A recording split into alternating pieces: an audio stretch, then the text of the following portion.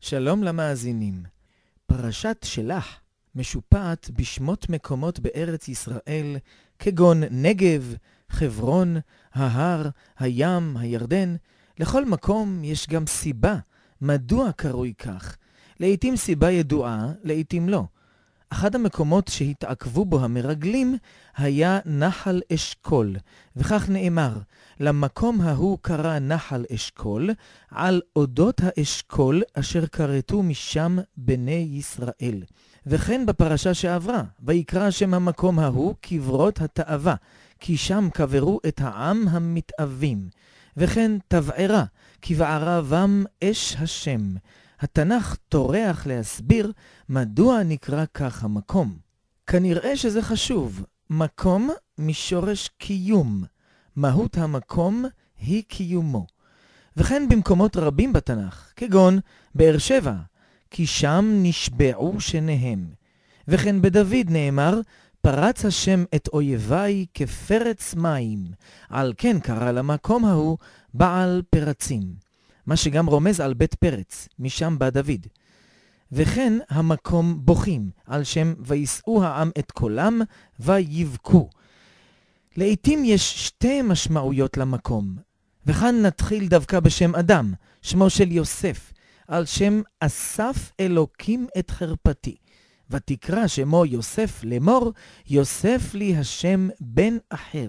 שתי משמעויות, אסף ויוסף. וכן באר שבע שהזכרנו איננה רק על שם כי שם נשבעו שניהם, אלא גם על שם 7 הכבשות שלקח אבימלך מאברהם, אלא שכאן המדרש סמוי.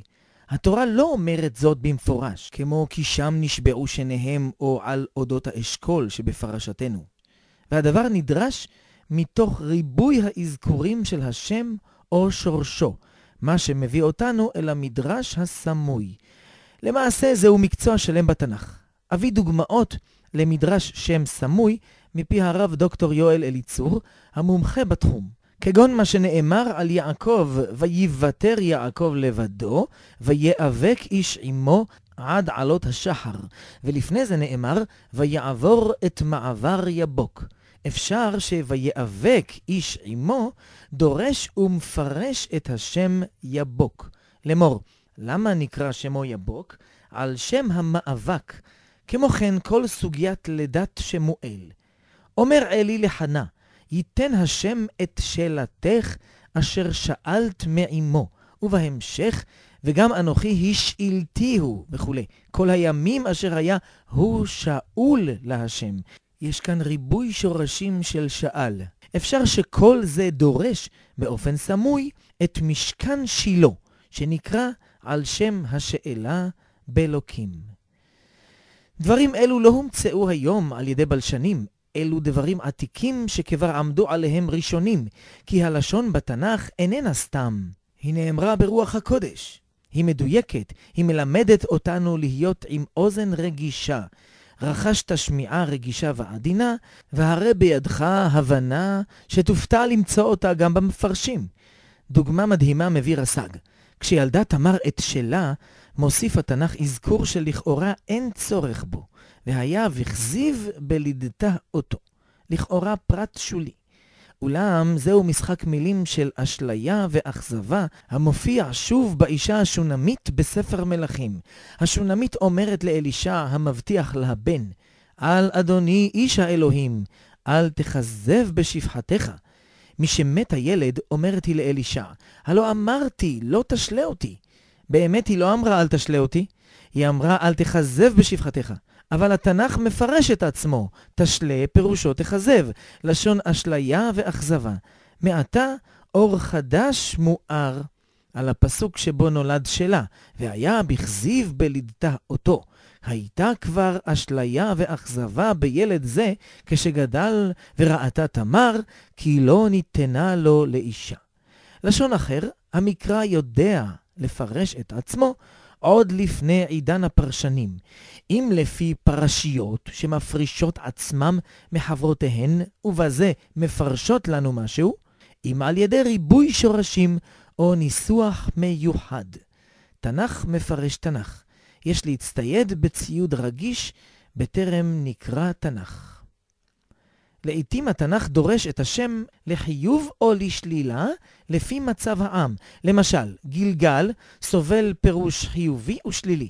בתחילה נדרש ביהושע לחיוב, היום גלותי את חרפת מצרים מעליכם, ויקרא שם המקום ההוא גילגל. אך בנבואת עמוס, כי הגילגל גלו יגלה. וכן בית אל, בזמנים טובים הוא בית אל, בזמנים פחות טובים הופך הוא לבית אבן. אף זאת בנבואת עמוס, שם נאמר, ובית אל יהיה לאבן. לעניות דעתי הגולן אף הוא מלשון גלות. לשם גולה הרוצח לעיר מקלט. ואם תרצו, משם גולים בכלל, מהארץ. וכבר נכתב פעמיים ביהושע גלון במקום גולן. תוהה אני על חברון, המוזכרת בפרשתנו. האם היא קרויה על שם חברון בן קהת בן לוי?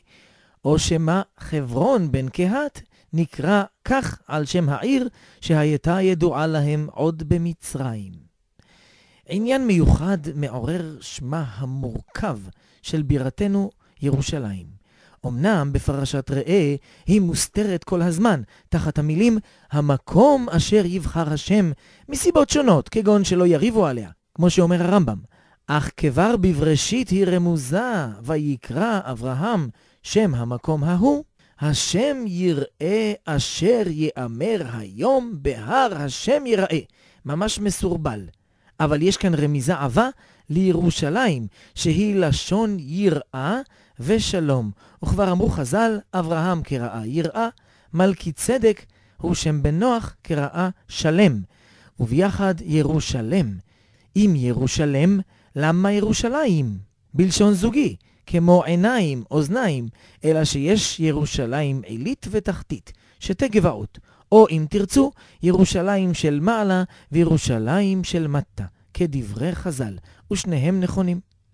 מה שברור מכל זה, כי בלשון הקודש, לא רק שם אדם מורה על מהותו, גם שם מקום, מקום משורש קיום. האדם שפועל במקום, הוא יוצר את מהות המקום וקיומו. שבת שלום.